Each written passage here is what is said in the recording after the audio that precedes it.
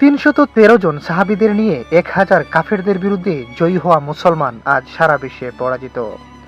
বাংলাদেশে স্বৈরাচারের পতনের পর গুটি কয়েকজন পুলিশ অফিসার আর ভারতীয় 2-1 এজেন্টের কাছে এখনো মার খাচ্ছে এই দাড়ি আর টুপিওয়ালারা।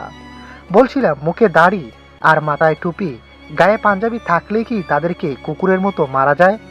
পশুর মতো বর্বরচিতভাবে জাতির বিবেক এই শিক্ষকদেরকে এইখানে পিটানো হয়েছে লাঠি দিয়ে।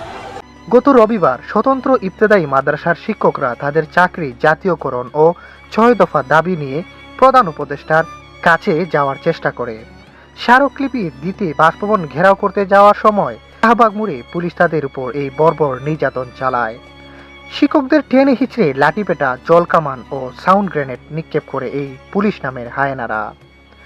আমরা আনসার লীগ, রিকশা লীগ, বুয়া লীগ, অনেক লীগের দাবি দাওয়া নিয়ে আন্দোলন দেখেছি, কিন্তু এই আন্দোলনগুলোতে পুলিশের কোনো ভূমিকাই চোখে পড়েনি। কিন্তু যখন ইবতেদায়ী মাদ্রাসার শিক্ষকরা তাদের দাবি নিয়ে যৌক্তিক আন্দোলন করলো, তখন ওই পুলিশ এমন বর্বর হামলা চালায়। প্রশ্ন হলো, আওয়ামী পুলিশরা এখানে কি তাদের কোনো প্রতিশোধ নিল?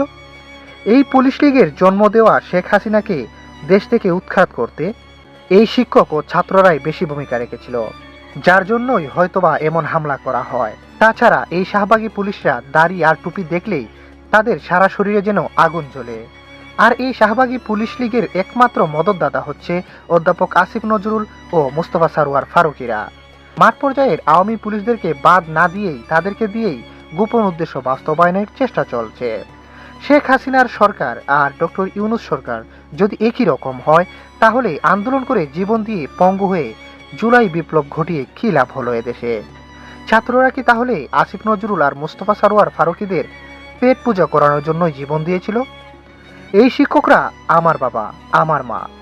দাড়ি টুপি এদেশের লক্ষ কোটি মুসলমানদের মহব্বতে লালিত সুন্নাতি পোশাক। এদের অপমান মানবে না জনগণ। এখনো সময় আছে, জাগরে মুসলমান।